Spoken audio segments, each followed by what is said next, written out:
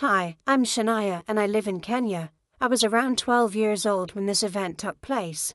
I lived with my mom and things were going really well until she got a job offer far away from where we lived. It was a 6-month contract and it paid well, so she couldn't say no. The only problem, I couldn't go with her. The job required her to move around a lot and I was too young to live alone, so a friend of hers helped her find a babysitter. Let's call the babysitter Lucy. She was a young girl, just out of high school, and now attending a nearby university.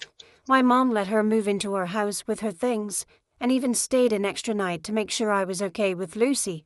They made small talk, and I remember Lucy telling my mom, "Some of my classmates are into witchcraft. I would never involve myself in stuff like that."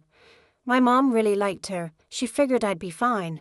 The next day, as my mom was getting ready to leave, I handed her our Bible and said, "Take this with you. It'll keep you safe." She smiled and gave it back. "No, you keep it, so it can keep you safe." But just before she left, I secretly slipped it into her luggage. Looking back now, I feel like something bad was going to happen to one of us. And I think it happened to me, because I didn't keep the Bible. A couple of weeks went by, things were okay, except for a few strange occurrences. Lucy slept in my room, and a few times I woke up in the middle of the night to the sound of her praying, but it didn't really sound like praying, more like chanting. She kept repeating things like, "Deliver me from evil and the snares of the devil." It was during one of these nights that everything took a dark turn. She woke me up, this time on purpose, and she invited me to pray with her. I looked at the clock and it was around 11 p.m. I thought it was odd, but I said yes anyway. We knelt on the floor and she led the prayer. At first, it was normal. Then, she reached for one of my hands mid-prayer, and then the other. Before I could react, her grip started to tighten, tighter and tighter. My hands began to ache, her voice grew louder, and her tone, it became eerie. That's when I knew something was wrong, and I screamed. She stopped praying and just stared at me. And then suddenly, she lifted me up and threw me into her bed and pinned my arms down. She began slamming my head against the wooden bed frame over and over again, all while chanting her prayers, louder and louder.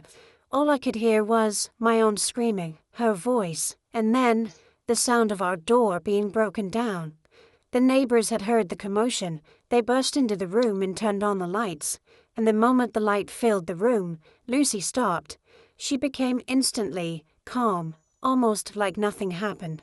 A man pulled her off of me, while others led me out into the living room. I was in shock, traumatized. They called my mom, and she asked one of the neighbors to take me to their house for the night. As for Lucy, the neighbors were furious. They questioned her, yelling, demanding answers. That's when she screamed and ran outside. And then she did something truly terrifying. She dropped to the ground and began to slither like a snake across the grass. And then she got up and vanished into the night. The next morning, my grandpa came to pick me up, and I went to live with my grandparents for the rest of the 6 months. Lucy never came back. She begged my mom not to press charges, and she sent a friend to collect her things from our house. To this day, the whole thing still gives me chills. But one thing's for sure, it taught both me and my mom a serious lesson. Hi, my name is Chris and I want to share my scary experience. I'm from Croatia and I live in Zagreb. One evening, my friend, let's call him Steve, and I decided to go for a walk. When we met up, we couldn't really decide where to go, so Steve suggested we meet up with our friend group. When we got there, I said hi to everyone, but after about half an hour, I started feeling kind of lonely. I was new in the group and I didn't have much to say, just laughing at jokes here and there. It was getting late and I started feeling sleepy. I checked my phone and saw it was 10:45 p.m. I turned to my friend Steve and said, "Hey, we came out for a walk, right? Let's go walk." We said goodbye to the group and left. Both Steve and I have always been interested in paranormal stuff, so he said, "What if we go to the cemetery?" I hesitated, but then agreed.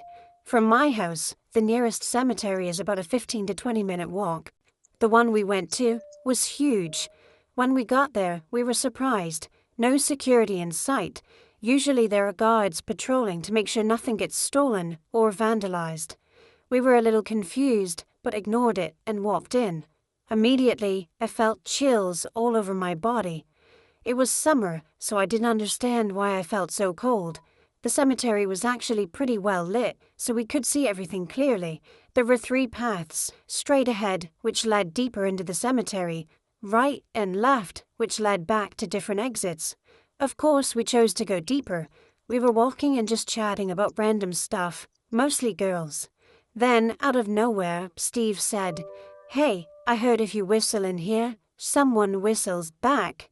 That made me uncomfortable, but also kind of excited. I'd never seen or heard anything paranormal in my life. So I asked, "You think we should try it?" He nodded. I whistled first. Nothing. Then Steve whistled. Still nothing. I laughed and said, "This is stupid." And we just kept walking, but about 5 minutes later, we heard it. A whistle.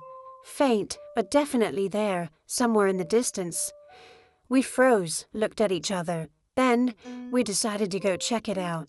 We walked toward the direction it came from, going deeper and deeper into the cemetery. I don't know what we were expecting, but didn't find anything. And as soon as I was about to say something, we heard another whistle. But this one came from directly above us. About 3 meters away, there was a massive oak tree. We looked up and saw a huge, ominous shadow. It looked like a woman, not moving, just staring down at us. We both froze, staring up at whatever that was. My heart was racing, and then, suddenly, I felt dizzy. We whispered to each other in panic, then we looked up again, and she was gone. We stood there, trying to make sense of what had just happened, and that's when we heard a meow. But it wasn't normal. It didn't even sound like a cat. It was more like a woman imitating a cat's meow. And that's when we ran. In pure panic, we sprinted in a random direction, not even knowing where we were going in the cemetery. I glanced behind me, and what I saw still haunts me. The woman was now lying on the concrete, not moving, still making that terrifying meowing sound. She was pale, skinny, and wearing a black dress.